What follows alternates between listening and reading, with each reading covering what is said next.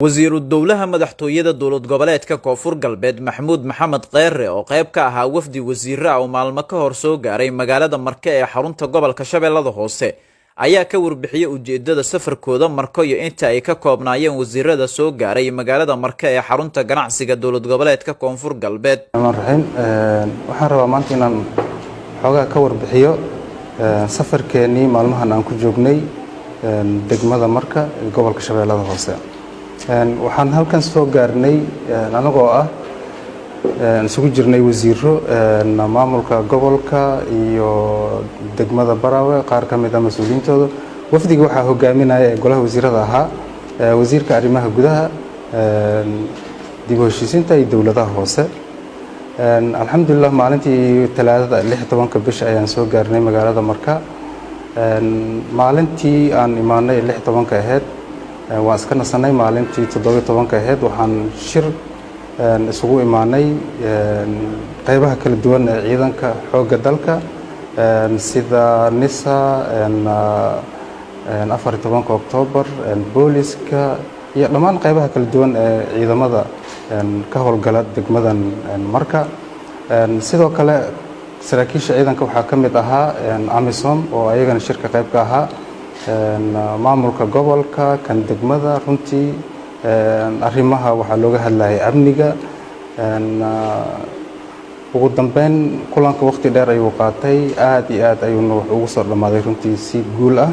dhanka kale wasiirka ayaa ka warramay mashruucyo dhowr ah oo xiriga laga jaray iyo sidoo kale baahiyaha ka jira magaalada Marka iyo guud ahaan gobolka Shabeellada Hoose oo ay ugu horeyso degmada Qoryooley. ayuu sheegay wasiirka in si degdeg ah wax loogu qaban doono.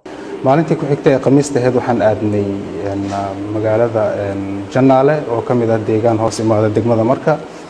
runtii halkaasna wafdigii anagoo wada jirna oo gudoomiyihii degmada uu ka mid yahay waxaan tagnay maxay ahayd deegaanka Janaale. runtii si wanaagsan aan loogu soo dhaweeyay. halkaas waxaan ku soo furnay mashaariic dowlad goboleedka Koonfur Galbeed ay halkaas hore ugu filisay oo ayaan ku soo xarig jarnay sida saldhig boolis iyo maxay ahayd kanaal iyo buundo oo la dayactiray. marka runtii mashaariicdaas waa soo furnay. sidoo kale waxaan la kulannay haweenkii iyo odayaashii iyo saraakiishii deegaanadaas ka howlgalayay. runtii ayagana kulankeena si wanaagsan ayuu noogu soo dhamaaday. aad iyo aadna way noo soo dhaweeyay. ugu dambeyn wasiiru dowlaha madaxtooyada dowlad goboleedka Koonfur Galbeed ayaa u mahadceliyay gudoomiyaha magaalada Marka ahna duqa degmada Cabdullaahi Cali Axmed Waafow sida quruxda badan ee wafdiga wasiirada uu u soo dhaweeyay guud ahaan bulshada magaalada Marka. si gaar ah wasiirka ayaa baaq u diray hay'adaha samafalka inay soo gaaraan gobolka Shabeellada Hoose oo ay wax ka qabtaan baahiyaha ka jira. hay'adaha hadda ka howlgala ayuu ugu baaqay inay laba jibaaraan shaqadooda. waxaan si wanaagsan ugu mahadcelinaynaa gudoomiyaha degmada Marka iyo gudoomiyaha deegaanka Janaale oo runtii si wanaagsan noo soo dhaweeyay. aad iyo aad ay u mahadsan yihiin. kadib maalintii shalay ahayd oo Jimcaanka degmada Marka runtii odayaal runtii wixii magaalada ku sugnaa intooda badan way joogeen. runtii waxyaabo badan ayaanu ka wada hadalnay. baahiyaal badan ayay noo sheegeen.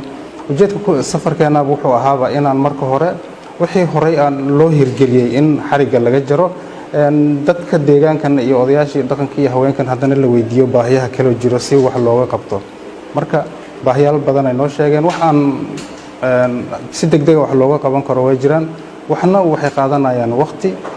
runtii Koonfur Galbeed markii horena gobolka Shabeellada Hoose way ka shaqeynaysay hawlaha amniga iyo horumarka way ka shaqeynaysay waxbay ka qabanaysay. haddana waa sii laba jibaaraynaa insha Allah. wallahi waa su'aal aad iyo aad u wanaagsan. aadna waa ugu mahadsan tahay. deked waxyaabaha halbowlaha u ah nolosha bani aadamka.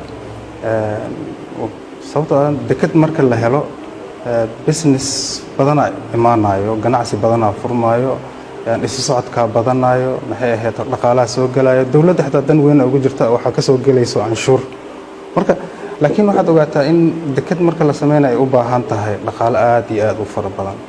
waqti xaadirkan Koonfur Galbeed kulli degdeg way kuma dhihi karo laakiin Koonfur Galbeed mas'uuliyiinteeda oo madaxweynaha ugu horeeyo marna ma ilowsana. mahadsanid waxa way horta waxa la dhahaa maahmaha waxa jirta Roma was not built in one day. macnaha Roma maalin kaliya laguma dhisin shalay haddaan soo furnay saldhiggii deegaanka Janaale maxaad u malaynaysaa Qoryooley oo degmo ah laazim qorshaha way ku jirtaa waxa maalinta ka sii dambeysay meel cusub wax laga sii sameeyaa marka qorshaha way nagu jirtaa dhammaan xarumaha dawladda oo dhan waa la dayactirayaa laakiin siday u kala horeeyaan ayaa macnaha loo kala fulinayaa Aways Muumin Xasan Aways okay raadiyaha iyo telefishinka Koonfur Galbeed gobolka Shabeellada Hoose magaalada